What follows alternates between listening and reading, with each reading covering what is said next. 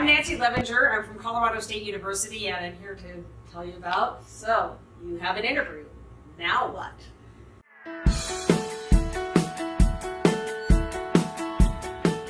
So, questions to ponder, right? These are the kinds of questions that people will ask you on your interview. Things like, so, what is the first experiment that you will do? That's asking you, do you really know what you're doing? That should be something that is an experiment where you say, I know this is going to work. I know that if I set this up in my lab, that I'm going to get good results for it. Where do you see your research in 5 to 10 years? So, do you have the ability to have a sustained research program? How is this different from what you did as a graduate student? In chemistry, I'm not really sure why, but we always want people to go a little bit different than where they've been before. In biology, they pretty much want people to stay the same and follow the same things because it's hard to get to be a real expert in those systems. But for us, we really want to be able to see you grow and take the things that you've learned and synthesize new ideas from them. How do you justify this budget? Or why should we give you all this money? Again, it's really expensive for us to hire you, so we want to make sure that you're going to use this money wisely. And who's going to support this research after your startup funds are done? We want to see that you've thought about who could actually be a funder for your research and why they would want to fund it. Okay, this is a question that I got asked when I was on an interview, and it totally stymied me. So I want to share it with you. If money were no object, if you had all the money in the world, you just won the mega millions billion lottery and you have so much money that you can buy whatever you want to, what kind of really cool science would you be doing? That's a really good one to know. This one shows us about your creativity. And we all want to know, what classes do you want to teach? So we want to know, how are you going to impact the quality of education, and how are you going to affect our teaching load at our university? And what new teaching ideas do you have? How much have you thought about the new kinds of things that are out there in terms of teaching? We recently had a situation where we had 2 candidates. They were exactly even. We couldn't decide between them. But one of them had actually done some interesting new teaching techniques, and he was the one who got the job. So you also want to anticipate questions that you're going to get asked, right? Things like, what are you seeking in this job? Like, why would you want to come and work here? Why do you want to join our faculty? Why do you want to move here? If you have a particular reason to answer why you would want to move to a particular place, for example, if you want to move to, you want to take a job at the University of Minnesota, and it just so happens that your aunt and uncle live here in the Twin Cities, then that would be a great reason why you would want to move to the University of Minnesota. And it is something that tells the faculty that you have a draw that's not just the university, not just the job. What funding agencies would be interested in paying for this research? What kind of a budget will you need, and what are you going to spend the money on? You can put in this kind of a budget things like, I want to be able to send my students to conferences. I want to be able to have some money to pay my students so that they don't have to teach the whole time while I'm trying to start up my lab. What's the first experiment that you will do? And what questions can I answer for you?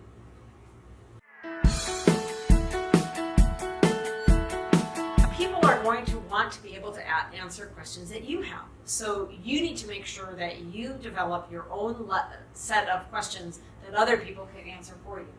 Make sure that you tailor your questions to the institution where you're interviewing, because you want to make sure that you're thinking about the kinds of things that would happen at this kind of a place.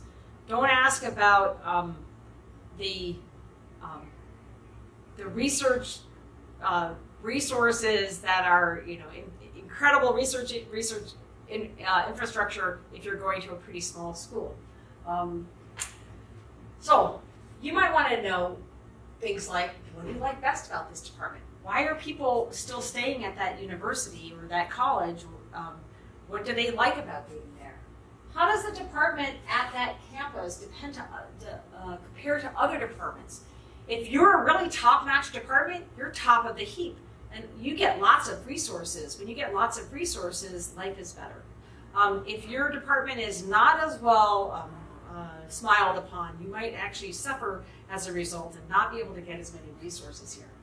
How does the department support its junior faculty? What kinds of mentoring do they have in place? Will you expect to get an official mentor? Can you develop your own mentoring things? Do they sort of look at you as a sink or swim kind of a situation?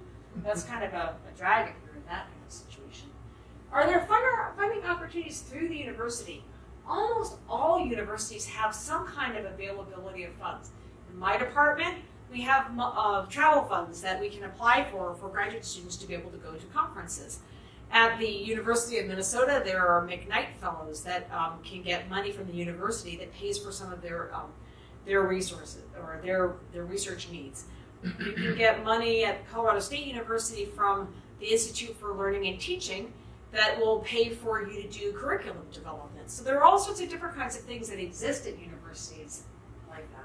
And will I be nominated for Early Career Awards? This is a really important one. For example, the Dreyfus Early Career Award, the university can only nominate one person per year. If you're at a place, and that actually includes chemical engineering and biochemistry and chemistry, all three of those areas. So if you're at a university where there are a lot of other people in other departments, or 5 of you are hired at the same time, you might have to really fight for this kind of thing. You want to know about how do they deal with those kinds of situations. And for research-oriented institution, you really want to know things about how do they do things for graduate recruiting. Your students are going to be the thing.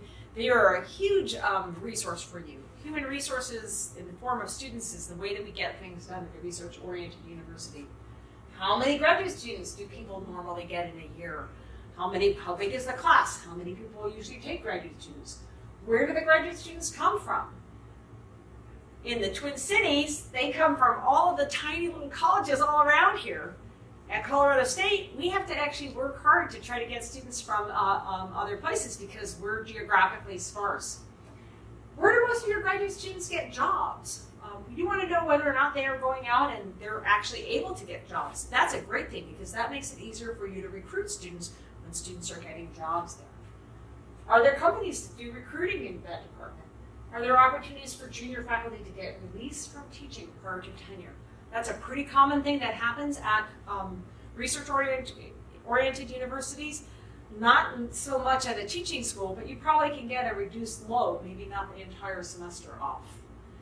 And another thing that I would actually add to my list here that's not on there is, can you take a sabbatical? Does the university have a sabbatical leave policy? Sabbatical leave is an amazing opportunity for faculty to be able to go away to another place and do research after you have tenure, and it can really expand your research program.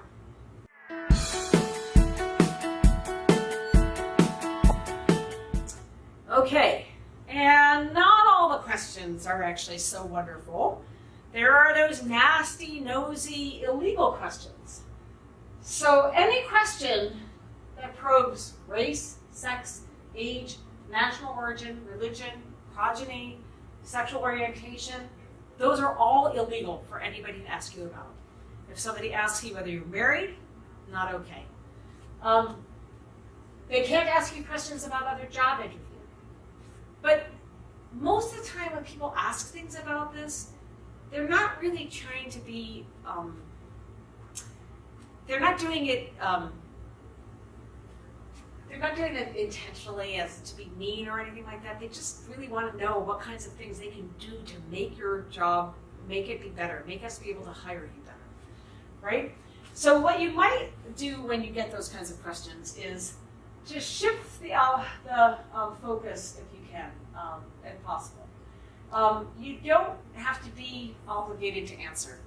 So when I was interviewing for jobs, I was pregnant. And I actually ended up coming to a dinner with a bunch of my soon-to-be possible colleagues. We were sitting there, and all of the faculty members were drinking a glass of wine, and I was not, which would be totally an okay thing even if I weren't pregnant. another guy came in, another faculty member came in, and he looked at me and he said, "So Nancy, looks like you gained a bunch of weight. Do you want to tell us why?" And I was mortified, and I simply said, "No." And there was a really awkward silence, and then things started back up again. These things can happen. And of course, they told me, "Oh, we knew you were pregnant, and it wouldn't have mattered if you were pregnant." And I felt incredibly uncomfortable about it. So these things happen. I've been out to lunch with a former colleague of mine who asked a candidate whether he and his wife plan to have children. And I looked at my colleague and I said, "You can't ask that question." And he said, "Oh, well, it's not that bad a deal. I can ask that question." And I said, "No, actually, you can't ask that question." And then the candidate actually answered, but I felt incredibly uncomfortable because my colleague was putting this other person on the spot. So these kinds of things can happen. Don't try to make your interview feel uncomfortable, but definitely make sure that they know that this is not an okay thing to do. One of the ways to get around this is to ask the interviewer to explain how that is related to the position that you're interviewing for. And anticipate whether there might be some inappropriate questions and how you might deal with them, because they may come up. I hope that they don't come up. These are ways that people might ask those nosy questions. Now, why would we ask you about whether or not you're married? Well, we might ask whether or not you have a partner because we want to hire you, and if you have a partner, we want to be able to do everything that we can in order to be able to hire you. So we want to be able to find a way to find a job for your partner. So they might say, "Is there anything else that we should know that will enhance this job for you? Can we do anything? Can we tell you anything else about the position? Is there anything we can do to enhance this position for you?" These are questions that are intended to give you the opportunity to tell us something about yourself that maybe matters for you. But you shouldn't feel like you have to reveal anything to anyone about who you are and what you do. This is only there for you if you want it, and it's completely voluntary.